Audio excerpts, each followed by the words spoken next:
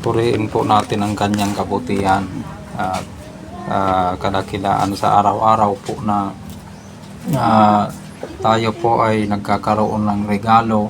na buhay, ay malaking pasasalamat po natin sa kanya.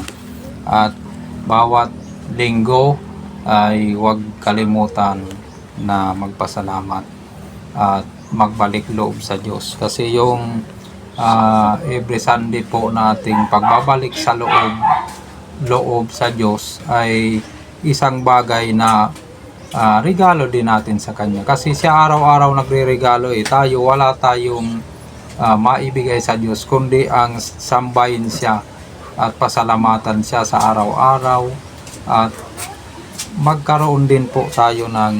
oras para sa Kanya sa loob ng isang linggo. Batay sa 10 kautusan ay ibigay ang isang araw sa Diyos.